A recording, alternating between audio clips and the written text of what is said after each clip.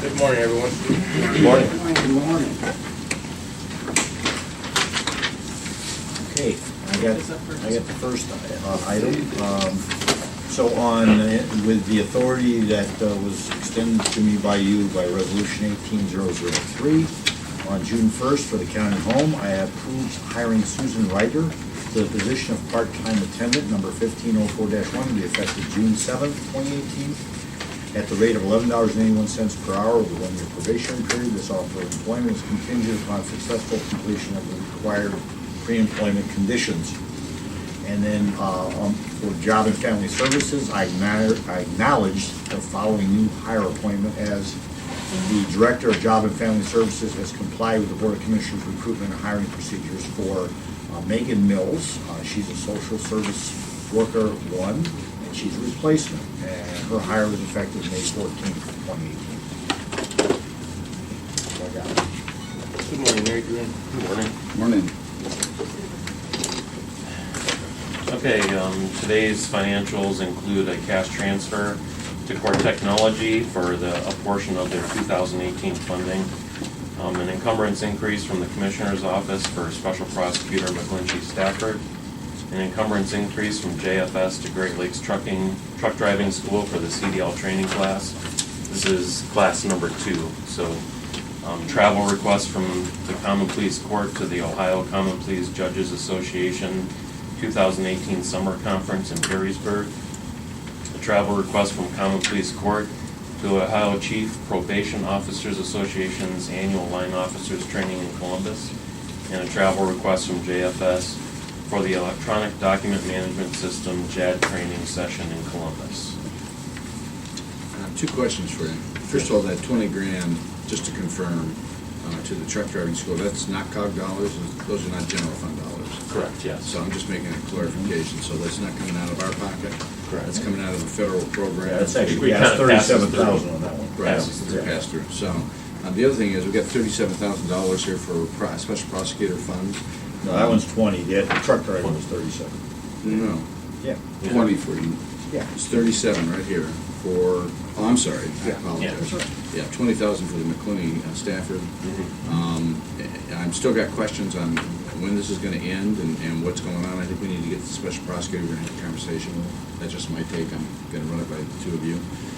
At some point in time, we gotta put an end to this, and we need to know when the bills are gonna hit. And so we got $20,000 more, and we're told, well, it's wrapping up, but what does that mean? And so, at some point in time, this has got to come to an end. The taxpayers should know when it's going to come to an end. I'd like to see him come over and just have a conversation with us about this. So, I don't know what the 2 of you are thinking on that, but I think it's about time we had him come over and have a conversation with us.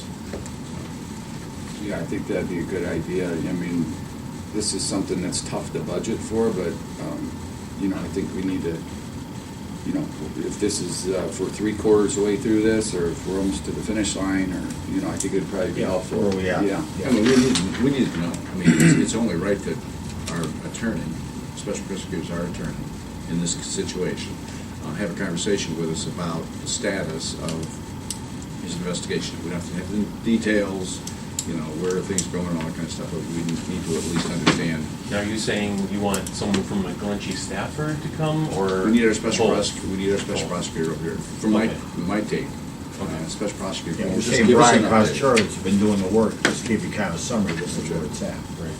So that's my 2 cents, but I didn't have any other questions on that financials, so. But, in that case, I just think it's time. I mean, at some point in time, we gotta figure out when this is gonna be. Yeah, as I told you, Dave and I had a conversation with Prosecutor Flays probably a couple weeks ago, and maybe this would be a good time to update you all on what everything that they found and where it's going from here. So. Very good. Okay. Thank you. The Commissioner's Office is requesting the Board approve and execute Resolution 1876, itemizing the financials for the meeting of June 5th, 2018. So, Second. Commissioner Claypool? Commissioner Lynn? Yes. Commissioner Spudler? Thanks. Thank you.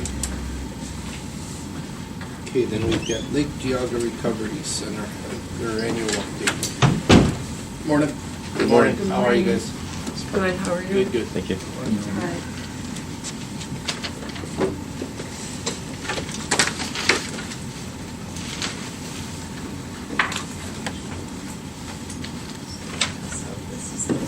report that I can read here.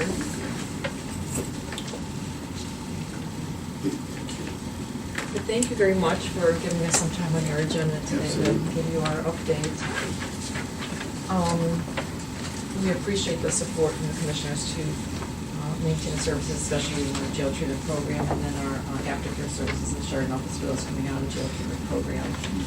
So this report, similar to what I give you pretty much every year, just comparing this year's number with last year's, and keep in mind, the top table is not a full year, so whereas the second table is the full year from fiscal year 2017. So the group counseling, the numbers who participate in those groups have remained fairly consistent. Those numbers will go up, of course, by the end of the year. And, keep in mind they are gender-specific groups, so you'll see that's identified in those tables too. So far to date anyway, for fiscal year 2018, 68% of the men and women that participated in jail treatment program completed all their treatment plan goals. The average length of stay was 3.9 weeks, whereas last year was 4.1 weeks. Now again, that might change a bit by the end of the year.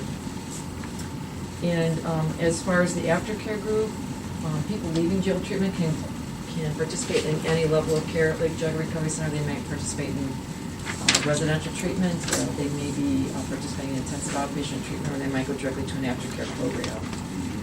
And so the numbers who participate in the aftercare program, which is supported by the funds that you provide to our agency, if this, right now, as of today's date, 50% had completed all their treatment plan goals that participated in aftercare.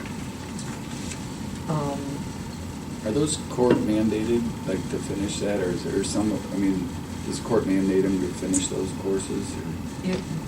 In the jail, yeah, they're expected to complete the aftercare program as well. Okay, but like if some of them don't.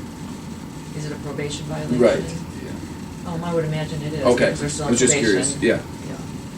And one, sorry to interrupt, but one other is, would you say majority of this is related? I know there's other drugs out there, but is this mostly the opiate? Is that what you're seeing?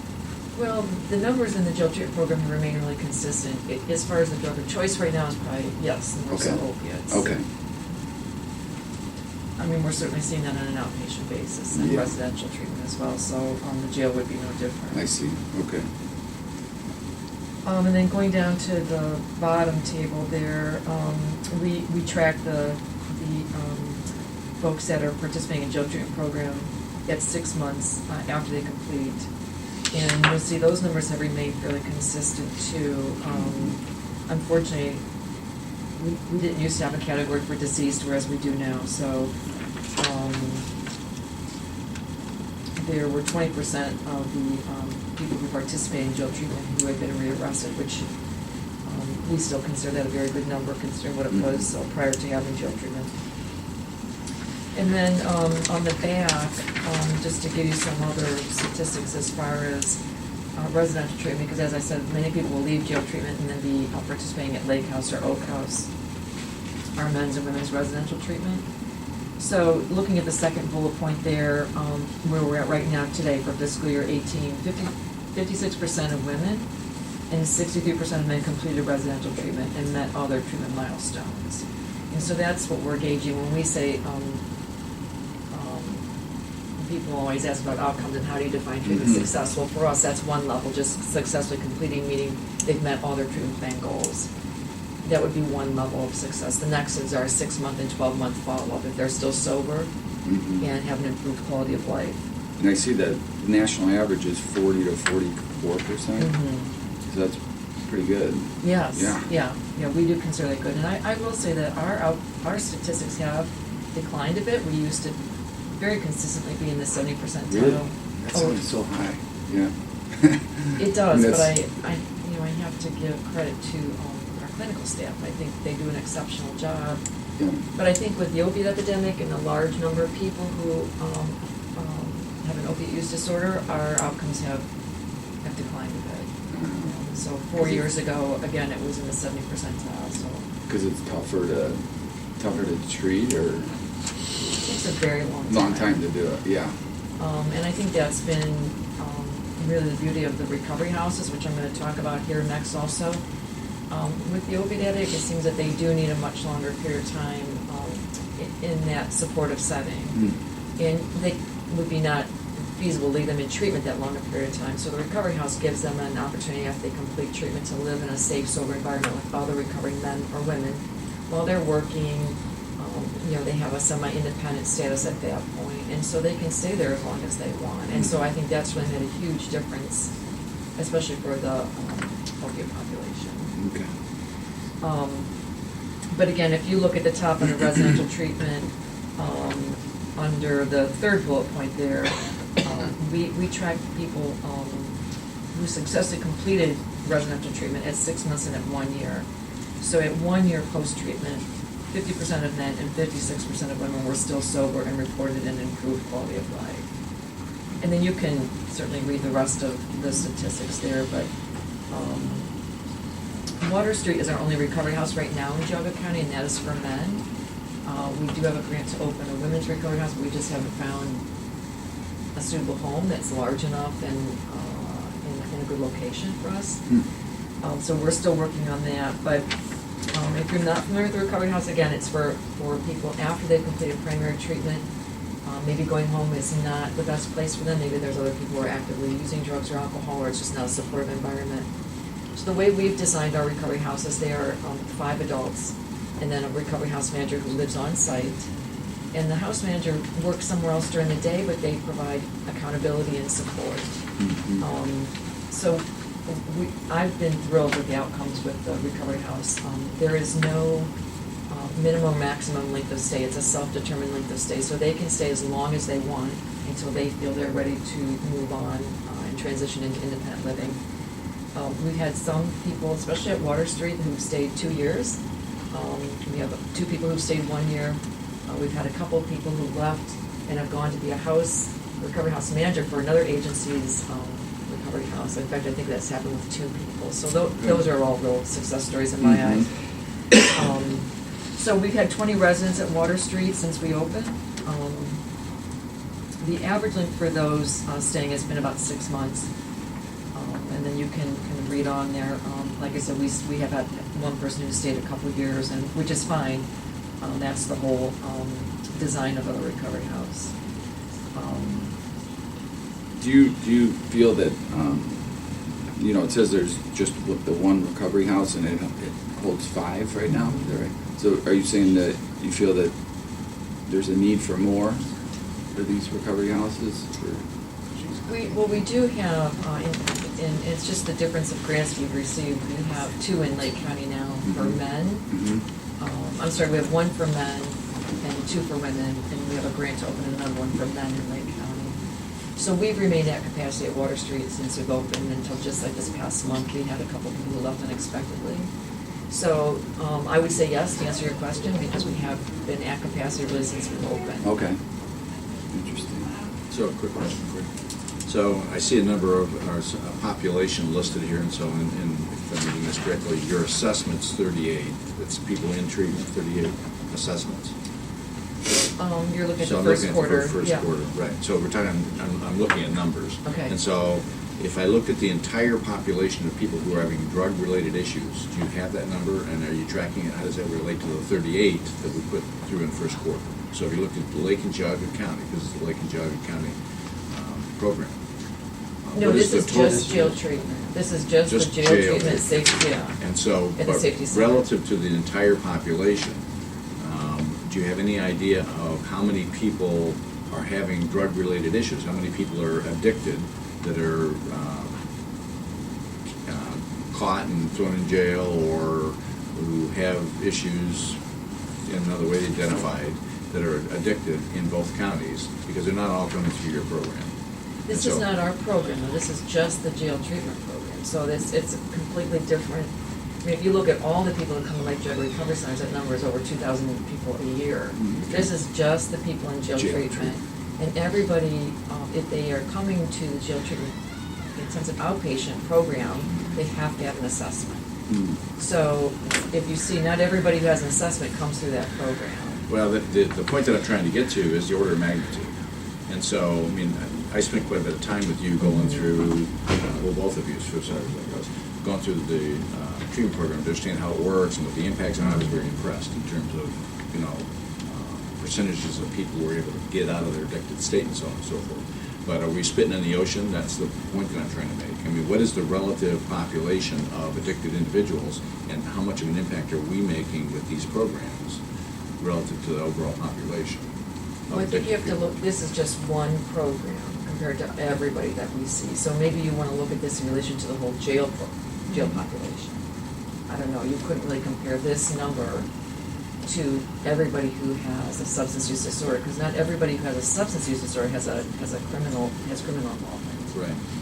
So I don't think we So- can so compare, put it's like things- comparing apples to oranges. If we compare the number who have assessments in the jail with the whole population who has a substance use disorder, they're two completely different things. Well, and the reason they bring it up and to try and get some conversation about it is because the takeaway from people in this room or anybody who might watch the video that maybe put online is that we're addressing all the addicted people in Geauga County. We're not. This is scratching the surface here because we're just talking about people going through the jail program, people who have been arrested and kind of are forced into the program, and it's not really addressing the much larger population. And so I only bring it up so that people understand the context of what we're Okay. talking about here, that's all. And I think for those statistics, we have to report, we report those outcomes to the Geauga Board of Mental Health and Recovery Services for all of our program services and the Lake County County's Board. So like I said, this is just the jail treatment program outcomes.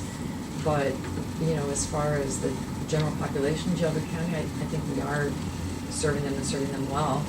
And again, those outcomes are available through the Geauga Board. We do extensive tracking of our clients, and so this is just a snippet of services at Lake Geauga Recovery Yeah, Center. and as you know, I spent quite a bit of time on this personal fact. Your program is probably one of the most successful programs out there, and compared to even going through UH and their Sudoxone program and various other programs that I've seen out there. You really have a pretty successful program, and so it'd be interesting to extrapolate. We've talked a lot about expanding your program. Unfortunately, I'm going to be maybe losing the opportunity to help to do that. But your program has a lot of merit to it, and I'd like to see somebody take that forward. I mean, if there's an opportunity once I leave this seat to stay engaged and help in that way, I'd still like to do that. So. It'd be great, we'd appreciate your support on that, and again, I think the number of people that are suffering with opiate use disorder hasn't declined. And so I think that additional treatment options are always good in improving access to treatment, so. We just have an issue with shot culture. It makes me think about That's not an evidence-based practice. I'm sure you're aware of the lawsuit that Geauga County filed, along with some other counties in the state. And I'm just curious as to, this is just one small piece of the pie, I guess, when it comes to how much this is costing the taxpayers of this county and the state and this country. But what does this jail program cost annual? Where's the annual amount for this? Well, You have the let me budget? answer that, Okay. but just to go back to what you said earlier, how much it's costing taxpayers. I don't know Yeah. if you've ever taken the time to compare how much it costs taxpayers if you don't support No, treatment services, because I'm you with think it. about, Absolutely, I'm not saying, I'm just curious. So if you would call it the shoveling up, Right. if people don't get treatment and don't get help, then you've got the healthcare issues, you've got the. Oh, I get it, yeah. The expense for I'm just saying, incarceration and child custody. this and is all just that. one more, like I said, piece of the puzzle when it comes to the overall, what it's costing this county. When we, with these drug manufacturers have basically dumped the burden on the counties to pick up the pieces, per se, to clean this mess up, right? And I'm just curious, just this one small program, I guess, and compared to all the other, the prosecutor's expenses, the sheriff's expenses, all these different programs related to, say, opioid addiction, Well, this program has been in existence since 1999, so it's not Okay. that this program came in response to the opioid epidemic. Okay, yeah. But the additional funding from the commissioners has helped us expand that program. You've got a focus group at the jail while they're there. Mm-hmm. And then once their feet hit the pavement, it's like they forget everything that they learned there. And so the beauty of the dollars that we've been able to use from the commissioners, that we have the aftercare program, the same folks in the jail, so there's that continuum of care. Okay.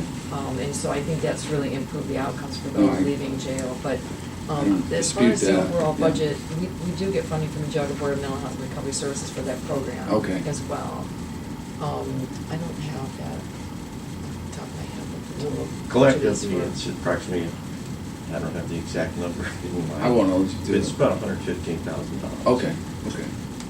Between three For the, sources. Yeah. for jail treatment? That's correct. Yeah, okay. we lose the ability to bill Medicaid once they're incarcerated, and so Right. funding for that program, we rely on these dollars That's under right. the Geauga Board of Mental Health and Recovery Services. Okay. And then, any other questions? No. I have on here just our future goals, which I have also given you in previous years, but,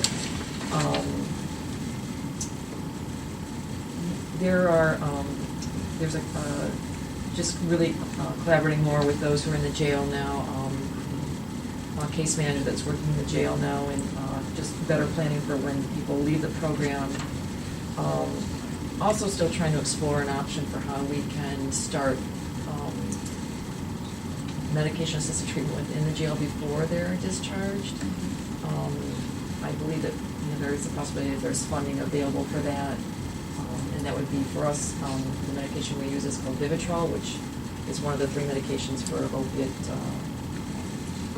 people with opiate use disorder. So we're still looking into that. We have expanded our services at our Chardon office also, just to meet the increased demand. And that started in April with expanding our intensive outpatient treatment program to a daytime program as well. And then we also plan to start a family program at our Chardon office right now that's offered in Menor. And our Chardon families have been driving in Menor, but we wanted to make it more accessible for them, so that we'll be starting that program in July. And as I mentioned, we are looking for a home in Geauga County for our Women's Recovered House. And then just, a few other things that we're gonna be working on. Still hoping to expand residential treatment for men and women, hopefully in Geauga County. I may have an idea for any, let's talk after this meeting on the women's house. Oh, okay. Any questions about, I know Tom wanted just a couple of minutes. Get to the dollars Talk here. about Yeah, the get desperate. Well, I provided no information other than what we'd asked for is the same amount of funding. Mhm. And the reason why, same amount of funding, we've been successful last year maintaining the same premiums for our health insurance, which is real nice for this budget coming up starting July 1st. So that helps. Mhm. In fact, when we were experiencing anywhere from over the last 5 years, could have been as much as 6 to 8% annually. We did get an increase last year, but we said we need to hold the line, Mhm. and they were able to do that for us. So we asked for the same. What's that number again? 44,150. Yeah. Last year, unfortunately, we had asked for a small increase. I don't know that off the top of the head, it was about $3,000 maybe, or I 2,500. think she had some more hours that in the prior year weren't used. something like That's that. correct. Yeah. So there's 3 sources of funding. There's the commissioners, and then who are the other 2? The Geauga Board of Mental Health and Recovery Services. Yeah, we also do receive a small amount of money from the Chardon Municipal Board. Okay. You said the total budget's about 115. Yes. Good. One full-time person, supervisor allocation who helps manage the program, and then 4 days per week for that additional counselor that we were approved several Yeah. years ago. So those are the participants in the program. Thank you. Good. Thank you for your time. Thank you. Yep, thank you. You have a good day. Thank you for coming in.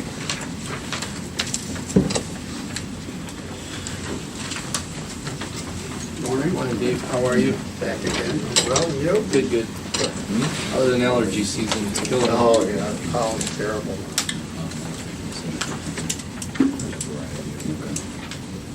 So I'm back to request the board to amend the motion that you approved last week on Kelly's promotion to amend the date of June 4th. You approved it for July 1st, and we took another look at this. She was eligible for that step increase that was approved last week in session. And we looked at that and said, well, the promotion's going to follow, given the circumstances where she's really stepped up already. She's already doing the work. Doing the work. Took another look at it and thought it was the right thing to do, recommended the board to just change your effective date of your promotion to June 4th. Okay. To move. Second. Commissioner Claypool? Commissioner Lennon? Yes.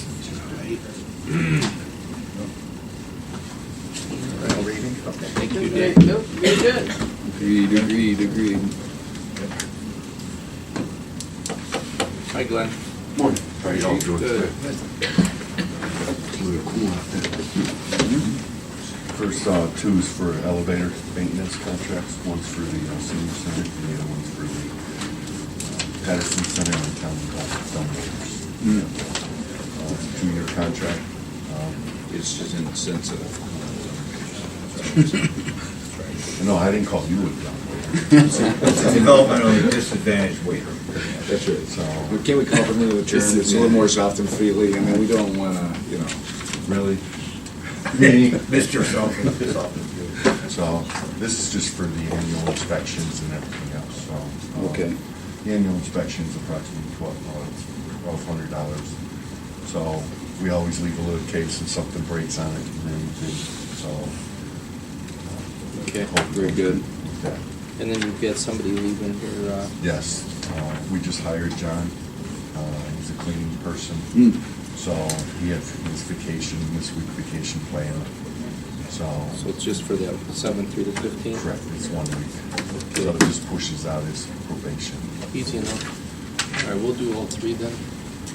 The maintenance department is requesting the board approve and execute a service contract agreement with Geauga Elevator Incorporated to perform quarterly and preventive maintenance, lube survey services, and annual testing for the elevator at the Department of Aging located at 12555 Ravenwood Drive, Chardon, for the period June 5th, 2018 through August 31st, 2020, in an amount not to exceed $5,000. The maintenance department is requesting the board approve and execute a service contract agreement with Geauga Elevator Incorporated to perform a semi-annual preventative maintenance, lube survey services, and annual testing for the lift at the Patterson Center located at 14269 Clearshore Road, Burton, and the dumbwaiter at the county home located at 13211 Fuller Road, Chardon, for the period June 5th, 2018 through August 31st, 2020, in an amount not to exceed $5,000. The maintenance department is requesting the board approve an unpaid leave of absence for John Ludlow, lead custodian, for the period June 7, 2018 through June 15, 2018. This will extend his probationary period by 7 days to 56 hours. Second. Commissioner Claypool? Commissioner Lennon? Yes. Commissioner Spillier? Thank you, Glenn. Yep, Thanks, sir. Have a good day. Yep. Hi, Jerry. You're still here. Chatty, you were in? Yeah, he's got a water resource. Interim director. This is to go out and advertise for an assistant sanitary engineer position. Laura, going to Portage County in the next few months. We're still advertising for a director. The director position doesn't require a professional engineer's license, so it's preferred.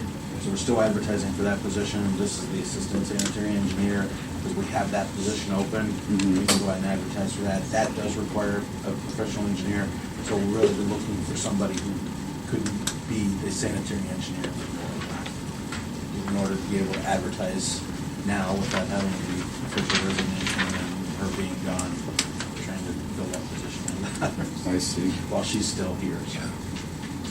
So, I guess, I mean, I caught wind of this, I didn't hear the whole story, but so she's gotten another job then? Yeah, she's gonna be. They going to approached Portage. her, They approached but they're her. giving us a lot of time to. Okay. act on it, yeah. She explained our situation, so Portage County said, we can give you 3 to 6 months to Okay. keep her on here until we get Okay. into a position where we can let her go there. But yeah, so they did it because they, since they approached her and it wasn't the other way around, she wasn't looking for the job. They approached her while she was down there discussing with them about the retreatment programs. What do you think the time frame we're looking at to, identify? I mean, they don't grow them on trees, right, with these? No, unfortunately. So one of the things I'm going to look at is I'm going to go back several years ago. We did the department-wide wage survey. Mhm. The sanitary engineer, assistant sanitary engineer were not included in that. The survey was, but when we did the increases, we didn't include those. So I'm going to go back and reevaluate that to see if it makes sense for us to, at this point now, include them in that scale. So It was a technical scale and implemented for everybody else, and it solved the problem for everybody else, but they never implemented it for those top level positions. At that time, we didn't have the issue with the top level positions. Yeah, I mean, beyond Solving the problem we the had. salary part of it, I'm talking about, finding somebody, highly qualified, Right. I mean, that's an It's- important yeah, it's position in it's this a- county. yeah, it's a hit or miss kind of thing on getting out there and getting the advertisement out there and people, having looking for it. Yeah. And wanting to move at that point. Right.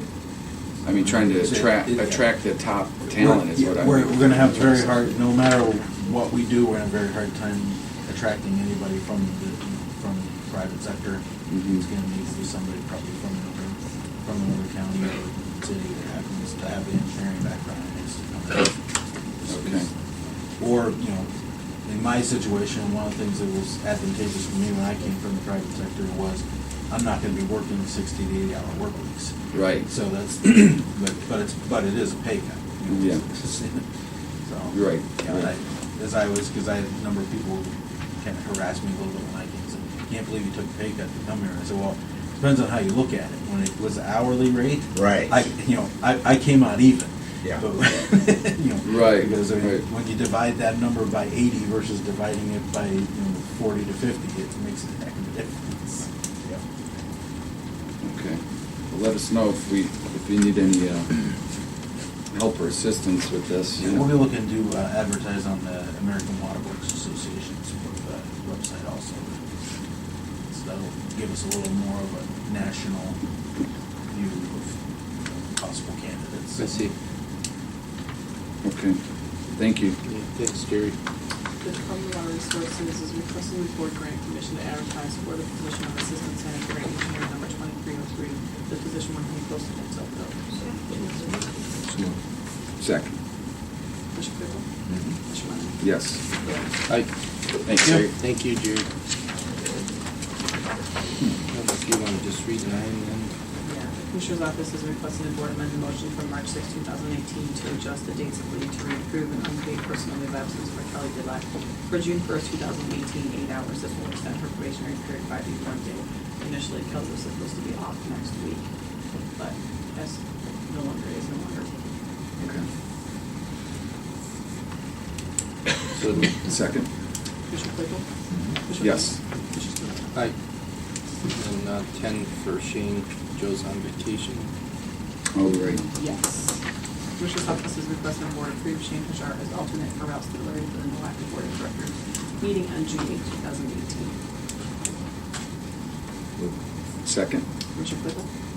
Commissioner Lennon? Yes. Commissioner Spillier? And, I can explain this one. Jerry D. Sure. Good. Yeah, Skipper, are you gonna be able to go to that meeting on Friday? NOACA? Pardon? Are you gonna be at the NOACA meeting on Friday? I haven't decided yet. I'm gonna look at the agenda and find out what's on it, so. Do you have an issue? I'm not here on Friday, I'm moving. So that's why.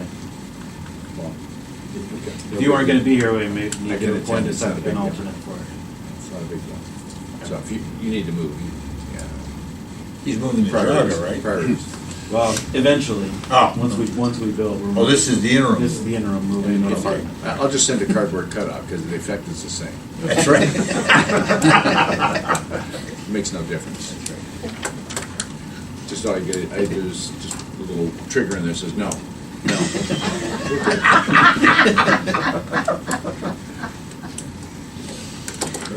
okay, moving on then. Number 11 is to amend the original resolution that was approved at the beginning of the year for Dave to exercise powers under the direction and of the board. This includes, if Dave is unable to be here, to then appoint assistant county administrator. To Keep be able stuff to going. If for exercise some those reason I powers. can't be here, then Jerry can do it. So the Commissioner's Office is requesting the Board approve and execute Resolution 1877, authorizing the county administrator to exercise powers delegated hereby under ORC 305.30, revised to include the Assistant County Administrator to be effective June 5th, 2018. Second. Commissioner Claypool? Commissioner Lemon? Yes. Commissioner Spiller? Aye. Okay, and the Commissioner's Office is requesting the board move into executive session for the purpose of discussing the employment of a public employee. I think we have, Do we sign this back on No, No. just the two. we have Jessica Bolt and Rita Dykes and Karen Stowe here from the Department on Aging. Okay. So And Laura I'd like to is have- also here. Laura's here. So Okay. we invite those folks in.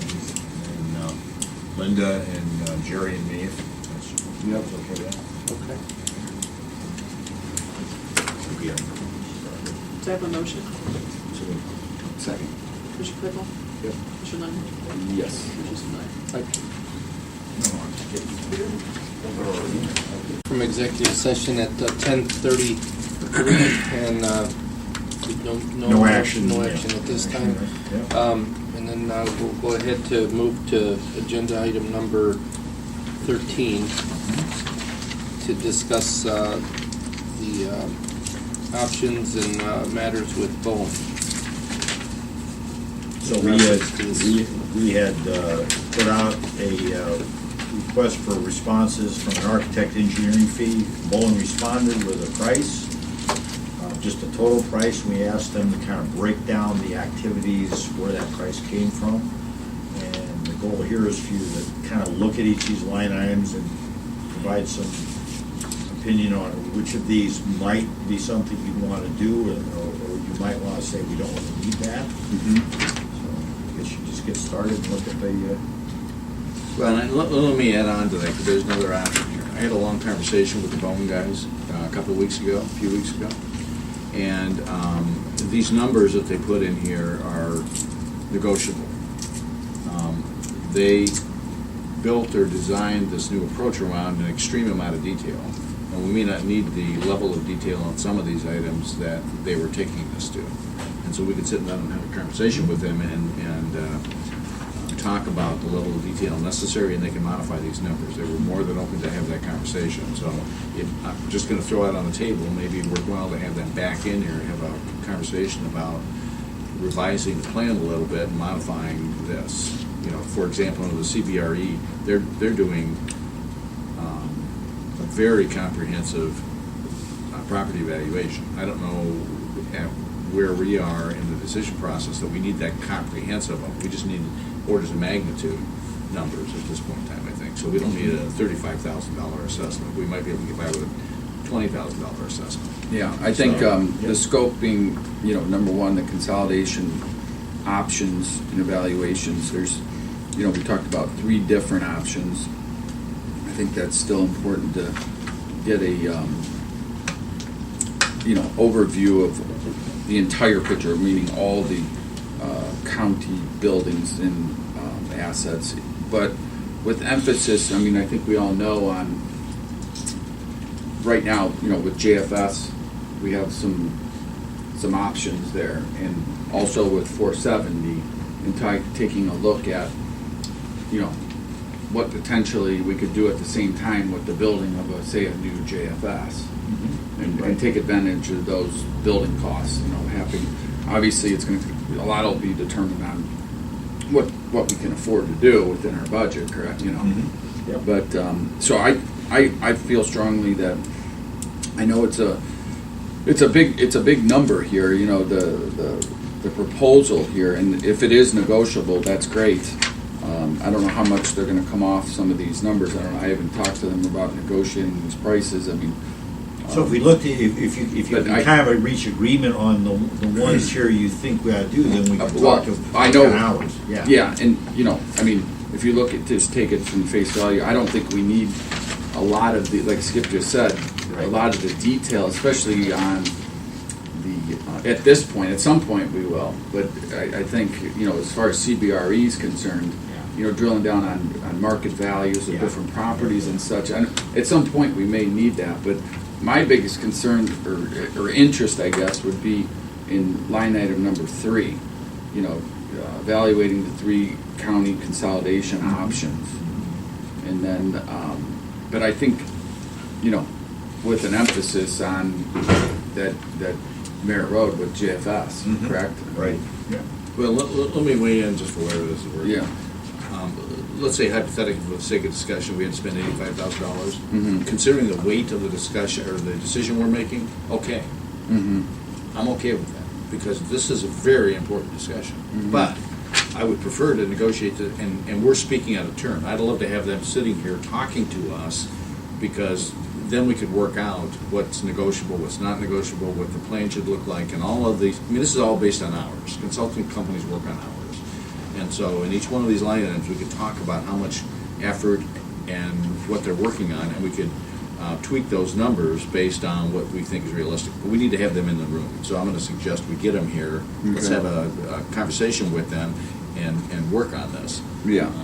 Or one of us could meet with Dave and them, and we could talk to them I agree. offline. But I just would have them in the room. Let's have a conversation. I mean, I And then agree. move on, because this has been lingering, and it's too important. We need to move this ball forward, so that's my 2 cents worth. Yeah, like the energy cost evaluations. I mean, yeah, that is important information, but we're not there yet, right? Yeah. We need, right? Right. So. I mean, I guess you're trying to make major decisions about what you're gonna build and where you're gonna build it, and things like energy costs, I don't think really weigh into. Not yet, Well, it's gonna weigh in, but again, I Yeah. mean, they could take a rule of thumb. They Yeah, already exactly. told us 30%. We're gonna Yeah. save 30%. Well, Exactly. we know what our current energy Yeah. costs. Let's take 30% off of that. Yeah. That gives us an You know, order of magnitude. I would say, just looking at this, and I've looked at it a few times, but, 1, 2, 3, right? Line items, and then 10. I want to see some financing options. Yes, that's important. I agree. That's important. Yeah, we might even get the CBRE guys in here, because, we don't need a $35,000, I don't think, assessment. Not yet. No, that's right. I mean, at some point in time, we may need that, but. But, I think there's still some low-hanging fruit there that regardless of what, I'd like to have a full comprehensive, like I said from the beginning, I think this is a good investment, whether we do a full blowout campus-style thing or we do nothing, right? It's still good money. It's still a good investment, that the money in these studies is just so we know where we stand today. But I think the low-hanging fruit, and everybody's, I believe, the JFS with the potential deal that's in place there. Right. And then the obvious place where we're sitting today. Right. This needs to be addressed. 470 needs to be addressed. This cannot, in my opinion, be the future. This is not the future. This is not the future. Yeah, this is not Yeah. long term. Yeah, yeah. I mean, look at where we put money and Yeah. invest money into. Yeah. I don't want to cause any further controversy by throwing examples on the table. We spend millions of dollars on stuff that's bears very little return. This will provide a return not only for today but into the future, and so this is going to be well worth the investment. Yeah. So I guess, to make this, speed things up here, my opinion would, like I just said, 1, 2, and 3, and 10 with the finance options, and then getting Bowen back in here to negotiate any of these other deliverables. And obviously some of these things go hand in hand, like public presentation. Yeah. But we're not to development of construction sequencing, right? That's, we're not talking about building, how to, construction plans. And, Yeah, the delivery method would We're be a not good there. one to know about, because there's several options available under the law. There's manager at risk, or there's several ways to do that, and that would probably be something worthwhile to help you get your arms around. Okay. So I'd say even 11 would be, 11? yeah, because how do you want to build a building? Do you want to, I mean, there's everything from having someone else build it and operate it for you to doing it the way we do it with the safety center, where you have a general contractor, you have a project manager, Right. or you have a construction manager at risk, where basically you lock in the price and it's up to them to bring it in. I get it. That should be But- should be one of the tail end things. Yeah. So we need to make a decision, sure, do we do a campus, do we split it, do we, you know, Okay. what Let's office do focus we on move? this first. All right. And if we got all that sorted out, Okay. then you start talking about, okay, how do you get it done? Yeah. But first of all, we gotta figure out. What? What is it we're looking at, okay? We already know we got some, you know, grade D situations going on here, and we gotta figure out how to address those. Let's figure out what the options are and what the possibility is from a financing standpoint. And I firmly believe that there's some cost offsets with some of the assets we've got. We need to have some rule of thumb with values, and we've got a good marketplace right now from the economy's booming, and so there may be some opportunities we don't want to miss because of all of that right now. But, I mean, I think some of the upfront stuff, and then that would be one downstream. We could parse this up and pay for it as we go. So do you want to call Bowen and just, I mean, are you okay with that? Yeah, I mean, sounds good. to call them, let them know what we're thinking. Yeah. And Jerry, then, Jerry, you had a Just, question? just one thing I want Yeah. to throw out is you can include, you know, when you set this contract up with them, you can include some of those later items, but set the contract up such that they can be non-complete. You know, they have to come back to the commissioner, so it's in the initial financing Right. and Oh, I ideas. see. Don't just eliminate them out of what your And next so we don't have step to is, start over. So you don't have to come back and Right. renegotiate those numbers later. Good idea. Keep it, I would say, kind of keep some of those, you know, later items like the construction sequencing and the delivery methods That's right. in there, in that contract, but make sure the language is in the contract that says that we can eliminate that out Yep. of the contract. Well, and if we sit Good down with them, idea. and they would probably help us through this, I mean, when I was running large projects, you would link the tasks and make them dependent on one another. Right. Create some dependencies. And so we make these decisions, the following tasks are dependent on that set of tasks. No, exactly. And I so- just want to make sure, it sounded like you were kind of talking about maybe just getting rid of that. Yeah. in No, this- you're right. In this next contract, and I'll make sure it's No, clear. no. We Keep create- it in there so that. We create the menu, Right. and then we say, okay, we're gonna complete these things, but there's dependency and there's some decision points, and there's some Exactly. milestones in there, so. But let's get them in there and have a conversation, because we're kind of out of school here. I'd have probably made the decision last week, but I would nobody read would it let me, so. a couple months ago. Yeah. Yeah, question, how long have you been in possession of that proposal? This? Oh, I don't know. Well, Oh, 3 weeks or so. No, well, I think About a we, month? 3 weeks, maybe. yeah, maybe a little longer than that. Really? Yeah, maybe a little, Time flies. yeah. Yeah. Yeah, okay. Yeah, because we put the requisition out back probably in late, I think, early March. Yeah, and we got a response back probably at the end of March. It was originally just one number. Yeah. And then we after broke it talked, down. said, you know, can you Yeah. give us kind of the subtotals, because. I almost some fell of out of the my stuff- chair. Yeah. The first one, they Yeah, said, you know, it's just one big number. I'm What like, the- well, wait, a minute, where's this at? Their updated list is dated May 5th. May what? May 3rd. Or May 3rd. Yeah, May 3rd. Okay. Yeah, a month. Less than a month. All right, we'll get in Let's touch get with it- them let's get them in and here. let's get this thing moving. Yep, all right. All right. So is that it? Or we have, We've got another executive session. We're in an executive session, but I don't know if our other attorneys are here yet. I've put in a couple calls, I've not heard from them back, so contact them.